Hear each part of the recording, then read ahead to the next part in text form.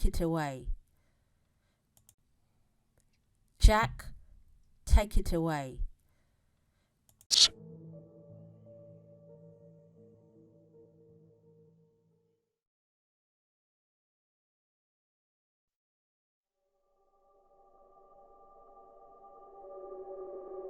I always walk around in the dark. I prefer it, actually. I live alone and my eyes adjust pretty quickly in the dark, so when the sun goes down, I kinda just walk around the house without turning any of the lights on.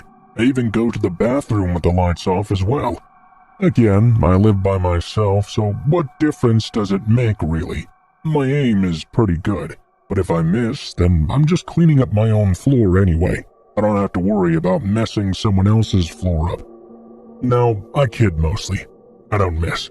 Probably the scariest thing that ever happened to me is the one time I decided to go against my pattern of walking around in the dark. I had gone to bed a little bit earlier than usual that night because it had been a very long day. I was extremely exhausted, and by the time I'd stripped down and jumped into the sack, I was so tired that I fell asleep less than a minute after my head touched that pillow. I had to pee, though. I even felt it while I was asleep in my dreams. It woke me up, and I noticed the urge. It was feeling pretty immediate in that moment.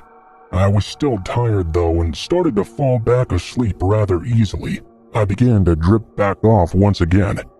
I was out almost instantly. Anyone who's done this before, though, knows that it doesn't really work that way. I mean, I did fall back asleep quickly, but I did not sleep very well. I had to pee so badly that although I was exhausted and doing my best to fall asleep, I could only dream about having a piss. To those of you who've had your pee dreams, you know that shit's the worst. You dream about going to a toilet, and you pee and you pee and you pee, but you never get any relief. You have to go find some other place, and if you do, it's just the same thing again and again. It's like the worst nightmare. I startled awake and looked at the clock. I saw it had only been about 3 hours since I'd gone to bed initially anyway. I realized I was not going to get any good rest until I got up and went to use the bathroom. I decided that 2 minutes of stumbling around would make the hours and hours afterwards I would actually be sleeping that much more enjoyable. It was so exhausting to get out of bed, though. I felt like I was going to flop over onto the floor. I lived alone in a first-story apartment, so at least no one was going to see me walking around naked in the dark.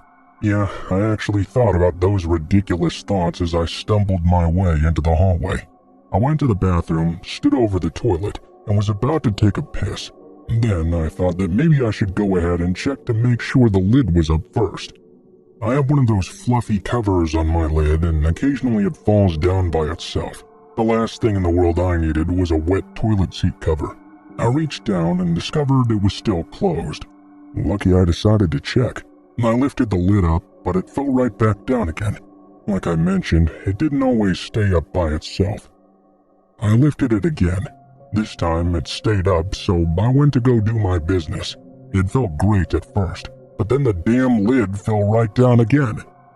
I cursed and realized I had to stop the flow. It was a dreadful feeling to do that, as any guy could tell you.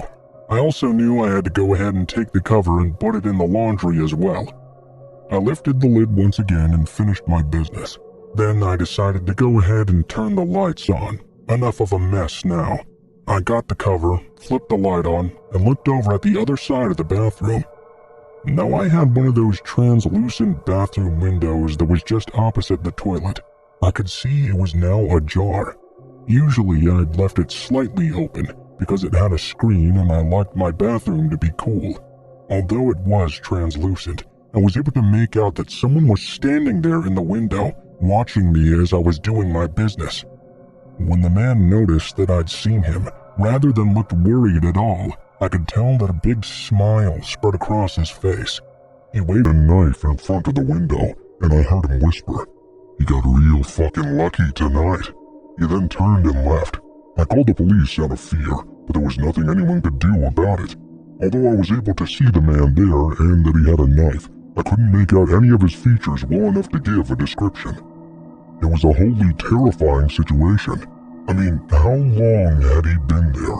And what had he been planning to do if I'd simply gone back to bed?